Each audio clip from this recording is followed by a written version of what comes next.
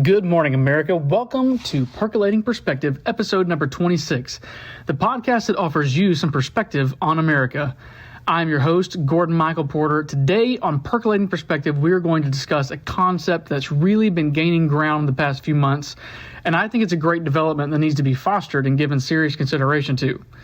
This concept we will call getting back to basics, and it's something that I've really been thinking about and considering myself in my own life and family in the past year or so, and I think it's something we need to analyze as a culture.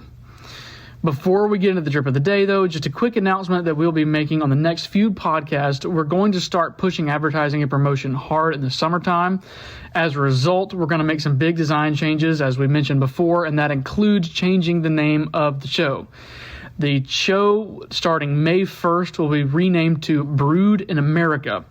And the format, the concept of the show will not change. We'll continue to bring you what I hope to be your favorite freedom and coffee-loving content of the week. But these changes are necessary and will help us to be discovered by more and more listeners such as yourself who love America and who love some coffee. It is a beautiful spring morning in 1947 in the little Florida town of Defuniak Springs. This little town that circumvents the most naturally round lake in the world was created to be a getaway from the New York and Chicago hustle and bustle. Famous authors, lawyers, real estate tycoons, and doctors of great renown have built beautiful, ornate Victorian homes around the lake as a way to decompress for a few months and to reflect on their previous year. On Baldwin Avenue, just a few minutes up the road, a 5-minute walk really down the street, you'll find everything you need from a hardware store, a pharmacy, a bank, and most importantly, a small coffee shop called the Busy Bee Cafe. Sit down with me this morning, relax, enjoy a cup of fresh coffee that was shipped to Defuniak Springs by way of rail from Denver, Colorado, called Boyers. This morning, I am sipping on a cup of Boyers, a blend called Mashup. The fascinating thing about this coffee is it's actually made from beans that are grown all around the world. It's not single source. And this particular bag was actually made from beans from Costa Rica and Honduras. This coffee, it is absolutely delicious. It got a very buttery, smooth flavor, light, nice Florida-style citrus to it. It's a little bit of chocolate, orange, and even a little bit of plum. Amazingly, though, this is not an artificially flavored coffee, and it is evident that the roaster knew exactly what they were doing. They are a master, because even being not artificially flavored, you definitely get the strong hints of chocolate and plum and orange in it. Really good stuff. When you're grinding the beans and getting it ready, it has a very light and sweet aroma, but it is somewhat intense, and it filled the entire room of my house, in my dining room, that I actually ground the beans here. And, this particular blend I put through my Stanley percolator, ground the beans to a coarse grind so that we don't have issues with the grounds getting stuck in the filter. And so I got a coarse grind, and it was absolutely worth it. Delicious. I cannot recommend you try this enough. You can find it at boyerscoffee.com or just Google Boyers, BOYER''S. Great cup of coffee. It is the mashup blend. It's a green bag, medium roast. It is well worth your time. The flavor, again, not to go on and on about this, but the flavor is not really that intense, but it is certainly recognizable. It's instantly recognizable. It's very different. And for those of you who love coffee but aren't concerned with being, the toughest guy in town and drinking motor oil mixed with battery acid, this is the coffee for you. And congrats to Boyers for this mashup blend. Again, it is a wonderful cup of coffee. And I just tried this bag for the first time, or this brand, even Boyers. I had never tried it before until this episode, and they have earned a spot on my coffee bar in my house. This is a first-rate coffee. So check them out. Google Boyers Coffee, BOYER''S, out of Denver, Colorado. Well worth your time. Now, back to Defuniak Springs in 1947, while the doctors, authors, lawyers, and real estate magnates are enjoying their time away from the daily New York and Chicago beat. Just a few miles down the road, Albert and Ola are getting ready for a big day that they have been planning and saving for a long time. You see, not everybody in the Defuniak Springs is a bucket of wealth, but a simple way of life is what draws the rich and famous to this little town. Albert, who works on the road crew locally, and Ola, a welder in the shipyard down in nearby Freeport, have been putting away everything they can to make one of the biggest purchases they've made in their entire adult lives. They're finally able to buy a refrigerator for their home and for their children. They drive into town and they take a look at what's on hand and available to be delivered the day of. And wouldn't you know, the latest model sitting on the showroom floor is the biggest refrigerator that's been built for residential use to this point in 1947. Built by GE, this one is called the Hot Point. This refrigerator has a price tag of little over $200, which accounted for inflation, adjusted for inflation in 2023 would be the equivalent of almost $3,000 now. That refrigerator that Albert and Ola Shaw, my great-grandparents, purchased in 1947 still sits in my kitchen today and runs just as well as it did in 1947. They used this refrigerator in their home until Ola passed in 2004. They were not concerned with having the latest model of refrigerator.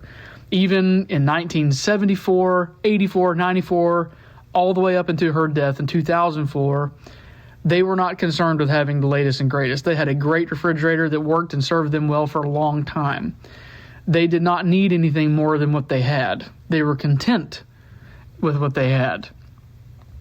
They were not concerned with getting higher pay and a more fast-paced job to finance a more material way of life that we're advertised to today. Well, why is that? Well, I think the answer, as many of the earmarks of American culture is found in the Bible. And the Bible has a lot to say about slowing down and having what we nowadays would consider a slow and simple life. Several verses come to mind, one of which being Proverbs chapter 24 and verse 21, which says that we're not to meddle with those who are given to change, and their calamity cometh quickly.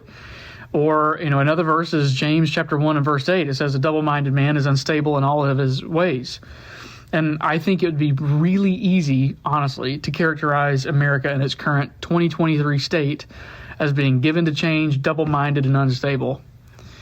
I do think there are a few things that we have forgotten that really characterized and, somebody could identify the American culture by for centuries that I think we need to go back and remember. In the 2020 election, we had about 18 million people vote that did not remember 9/11. Either they were too young to remember or they hadn't even been born yet. It is very, very, very difficult to preserve a culture if you don't remember what it was in the first place. And I think that a lot of our culture has been forgotten just because slowly but surely the advertising world and social media have eroded away what America was and is. Well, it's not is anymore. I think our culture has been forgotten. But luckily for you, you have percolating perspective to help remember those things. And I've got 5 things here that I want to present to you for you to consider and think on and maybe implement in your own life. And I'm doing it in my own life as well. There are 5 basic building blocks that I want to run past you. Number 1 being preparation. Now, let me caveat this by saying I'm not saying be a prepper. In fact, far from it. America for centuries was a prepared people. Everybody who lived through the Great Depression, either as an adult or a child, knew how to can food and how to store it. In fact, they even built their homes to accommodate such preparation, and that was part of their life, was preparation for something unforeseen.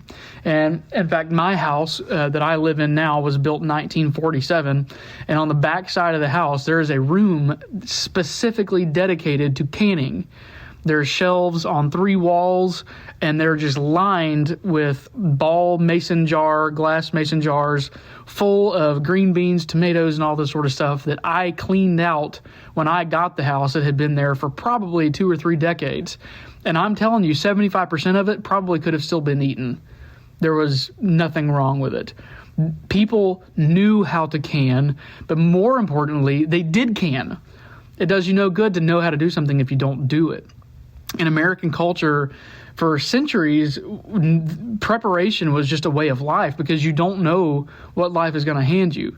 And while we'll get into this in just a minute, where I'm not saying that you should replace faith in God to take hold of your life and to protect you by his divine providence. I'm not saying replace that. What I'm saying is God has given you gray matter between your ears to prepare for a rainy day. Go to the ant, thou sluggard, as Proverbs says. America also knew that a family garden and a few farm animals were a must to survive. That was part of preparation, was to have meat roaming around in the yard for a rainy day. And, we found out in COVID specifically that dependence on supply chains and grocery stores is a really bad idea. And really and truthfully, it's a pretty new concept. I'd say probably around the 1960s, maybe 70s, that really became a part of life, but maybe even the 90s, where, people, 90+% of their consumption came from, something other than their yard.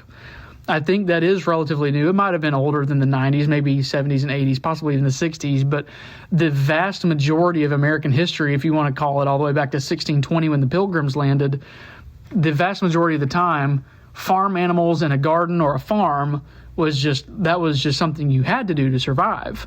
And now our attention has been demanded away from that and been given to a supply chain and a retail front that is not sustainable over all kinds of economic hardship. And part of preparation is being able to handle tough situations and hard situations, and being able to roll with the punches. Another part of preparation, the American man, no matter where he went, always had a pen, he had a pocket knife, he had a watch. He was self-sustainable. He was able to, no matter what his day threw at him, he was able to handle it. Something fascinating to me along the lines of preparation, this is also financial preparation as well. The American family, it was a staple of the American family and just a smart thing to do. It comes right out of the Bible. In fact, go to the ant, thou sluggard. This is what this is talking about. But having a savings account and actually having a little bit of a nest egg. In 2022, this study comes from the Bureau of Labor and Statistics, blew my mind. In 2022, 64% of American households live paycheck to paycheck. 64%. According to that same study, 50% of Americans across all demographics, black, white, male, female, East Coast, West Coast, North, South, whatever, 50%, 315 million Americans cannot cover an expense of $500 or less. And 25% of that cannot cover an unexpected expense of $100. That is horrible. And it's really, full disclosure here and just full transparency. This is, me talking to you as a friend and, we're working through this together and trying to get America back on the right track. This is something that, it takes a lot of work and something that I've had to work through personally and something, we as a family have worked through over the years is getting, some sort of a nest egg or something to fall back on in case of a rainy day and it's not even a case of a rainy day. I mean, we're seeing some real economic turbulence starting to show up right now. And in fact, if you've been paying attention, a couple days ago, Saturday, we saw where no less than a dozen countries in the world have just decided that, the American dollar really isn't the best idea for a reserve currency. And they backed out of it. One of those countries is Mexico, which is, basically America's manufacturing plant is Mexico. They have committed to getting out of the American dollar as a reserve currency. That's terrifying. But truth be told, it's only been really in the most recent modern history since World War II that the U.S. dollar has been the reserve currency for the world. The previous, 200 years, 300 years before that, America was not the reserve currency, or the U.S. dollar is not the reserve currency for the world. That's a relatively recent development. And while that is somewhat terrifying that these countries are doing that, I think it's also a short-term pain, but a long-term gain, because America, the fact that what we do with our economy is so many other countries are dependent on that, means that our neck is on the line when something goes south. So I think that's certainly something you need to watch and something to be careful about. And it's something that you need to have a savings account to, handle the ups and downs of the market. But it's certainly not something that I would, lose sleep over. Again, it's in the Lord's hands. But anyway, moving on from preparation, number 2, and I think this is a big one, is contentment. America was a place of contentment. In fact, until, again, probably around the 60s, 70s, 80s, America was characterized by, you didn't just trade in a car every year and go get the latest model. If you bought a house, in fact, my parents even do this. And it probably, if the Lord sees fit, it'll be the same with my family. People used to buy a house and they lived there and died there. My grandparents, both sets, the house they live in right now, they've been living in since about 1974. Now, they did do some moving before that, but once they finally, they had a family, bought a house, and they made a home. They set down roots. I think that is something that America has lost, especially in my generation, the millennial generation. Setting down roots and putting down roots and living somewhere for a long time is scary because that's commitment. And speaking as a millennial, millennials have real commitment issues, and that's something we're going to have to get over if our country is going to make it. Again, going back, leasing and car trade-ins, far outpace now buying a car and driving it for 10 years or more. Buying a car and driving it that long is unheard of. In fact, I'd say that most people now, and I don't know if you ever follow Dave Ramsey and any of his stuff. Some of it, I do like Dave Ramsey, and we followed him, and a lot of his principles are biblical.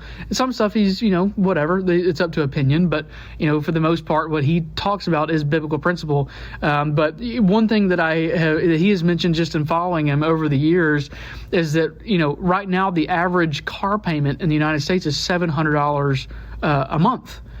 Okay, well, aside from that being incredibly high, what happens most of the time is people will have that $700 car payment. They'll drive the car for a year, and then right around the time, a year and a half, 2 years comes by, they'll go trade it in. They'll go trade it in for far, far, far less than the car is worth because the car dealership's got to make money.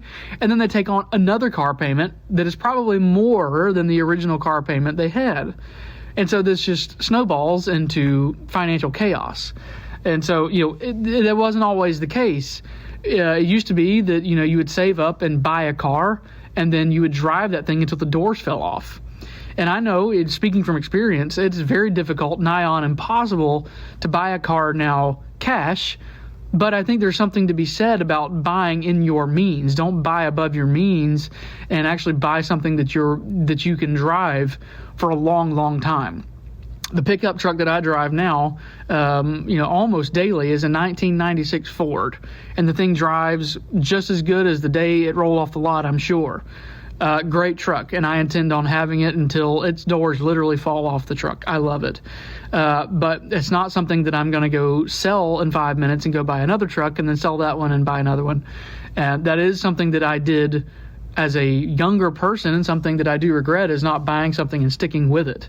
But as Paul said, when I became a man, I put away childish things, and I intend to have the cars that I have now for a long time. But, again, I'm kind of getting off track here, but something that really defined American culture for centuries was contentment with what you have. Your home was your home for 40 years, 50 years, and that was just your home. You didn't, go sell your house and go buy another bigger house in 5 years. Number 3, the third point that I want to bring up is faith in church. I think this is something that, may not be something that you're used to hearing on Percolating Perspective, but I think it's something that absolutely needs to be said. America is in a real tough time right now, and it takes tough language to get out of tough times. Church and God is critical to us getting out of the situation we're in. And it's not something where we need to foster that relationship just to get out of the mess we're in. It's something that we need to foster that relationship because we need to foster that relationship. God is worthy of that. And, coming kind of on the heels of Easter Sunday here, It's not just a matter of following Christian principles. You can follow Christian principles in your life and live a much better life than anybody who isn't. You'll come out in the wash as being better off having lived Christian principles. But having a personal relationship with Jesus Christ, who died for your sins and kept your sorry soul out of hell, that is what is going to save America.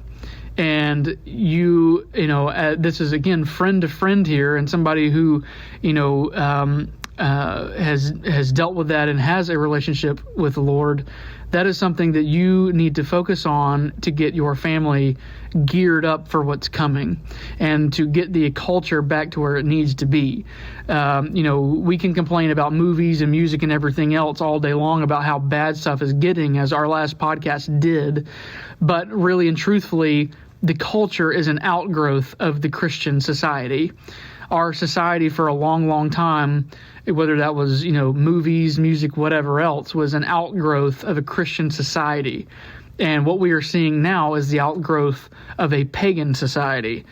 And if you want things to change, I encourage you, if you went to church yesterday for Easter Sunday, I commend you for that. That is a wonderful thing, and I'm glad you went.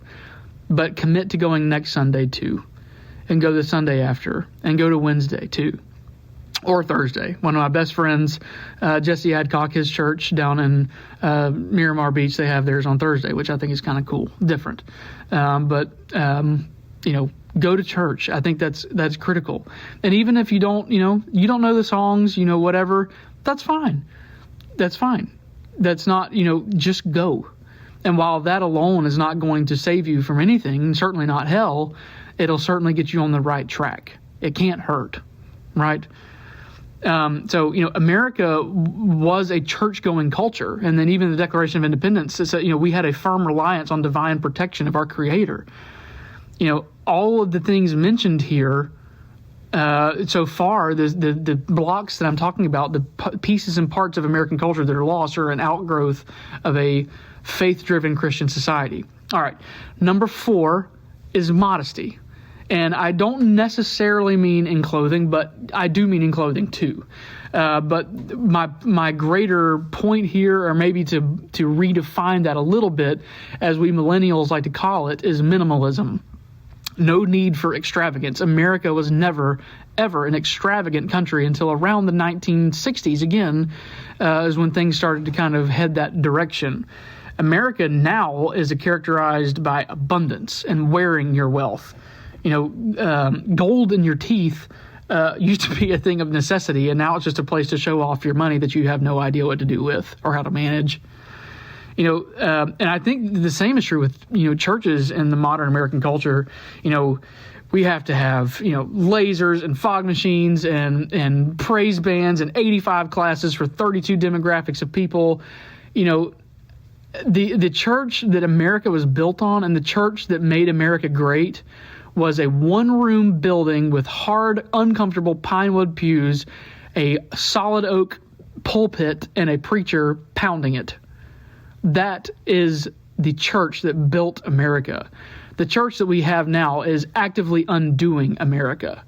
The church that we have now is fake, at least in large part across the country. And in large part, meaning about 98% of America's churches are like that. And to the point of modesty, going to clothing, and hitting on that, America used to be a modest culture in our clothing. Clothing was appropriate for the occasion that you were in. It was not over the top. It was not loud. It wasn't extra.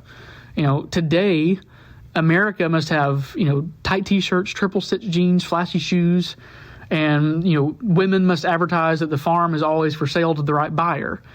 And to be completely honest, despite what my wife thinks, Liberty overalls there's nothing wrong with wearing overalls. I love overalls. I love wearing overalls. And reason being is they're comfortable, they're durable, and, hey, they got the job done for, 100 years in this country. Probably more than that, probably more like 200 years now. Overalls was the staple of the American workplace. And, so this has nothing to do with the topic for today. This is just me, trying to prove a point to my wife, who inevitably will listen to this eventually, The Liberty overalls are great.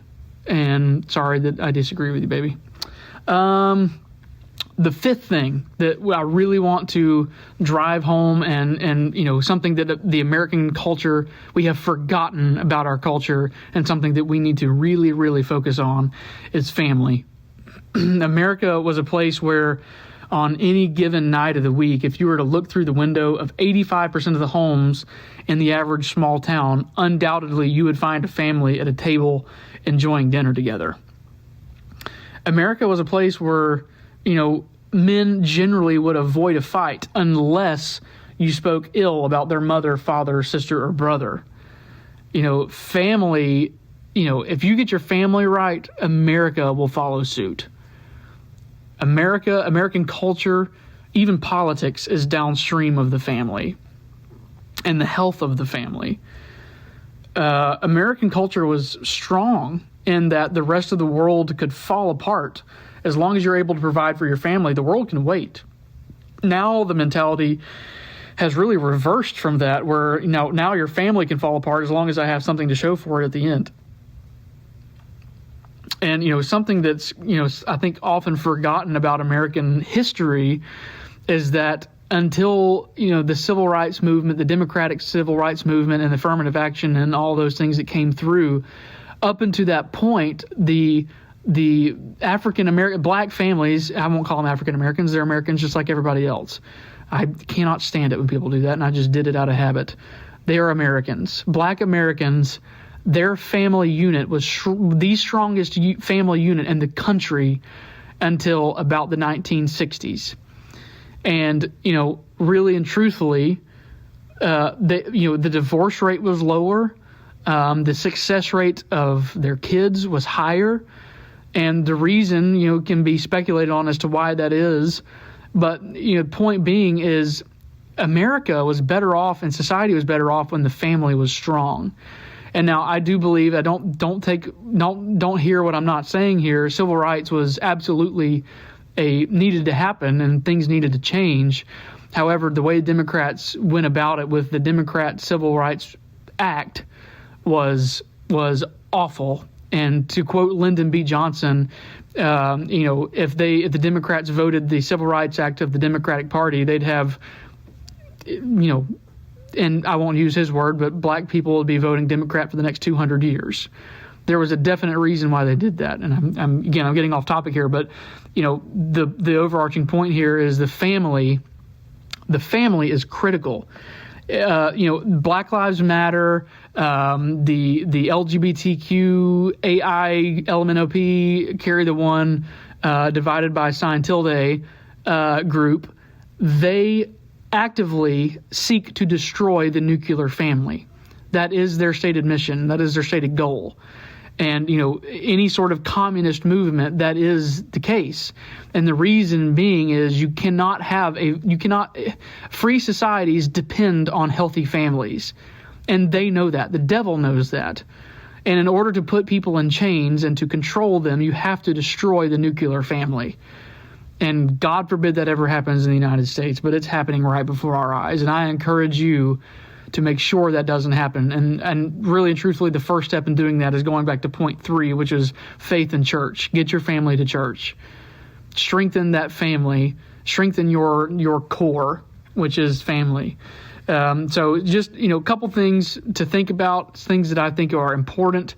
The five points. If you think of something else that, is critical that America has forgotten in her culture, send me a message on Facebook, Twitter, Instagram, or even leave a review on your podcast app and let me know in your review. Just make sure you leave a 5-star review if you do that, because it wouldn't be constructive criticism if you told me something and didn't leave a 5-star review too. But, so preparation, being a society that prepares, can food. Can some food. Learn how to do it. If you don't know how to do it, learn how to do it. If you don't know how to fix your own car, if you don't know how to work on your own lawnmower, learn how to do it. You got YouTube. YouTube is an incredible, incredible tool that American culture didn't have before. Use that to be prepared for the worst. Even though the worst may not happen, and even though you need to have faith that God's going to take care of it, you need to be sure that you are prepared to handle it. Be content. That's number 2, contentment. Be content with what you have. You don't need, right now, this was another stat that I found, that Americans, their phones, they don't hold on to their phones any longer than about a year and a half on average. Guys, that's $1,000 to $2,000 every year and a half. You're just tossing. Be content with what you have. I mean, I know, like, I've had my phone now for, I think 2 or 3 years, and, it's still serving me well. I know a phone's not something that's going to last you 40 years, but a landline will. Be content with what you have. Be content with the basics. Get back to the basics. That's the whole point of this episode. Get back to the basics. Family, preparation, contentment, church, modesty, being conservative, not in politics, but in principle, in ideology. That is what we need to get back to. America was built on all of these things. And going back, this is just something that come across my thought pattern here, but going back to church and modesty and all that sort of stuff, that, the church that built America, it's not even recognizable now. There's maybe a handful of churches in the country now that look even remotely close to what our church looked like, that built America and that founded, government protected freedom. And it's something we need to get back to, or we're going to lose it. And as your friend, as your neighbor, as your fellow American, the culture is something that, as we said in the intro, if we don't remember it, there is no hope in protecting it. You must be diligent in going back to the basics.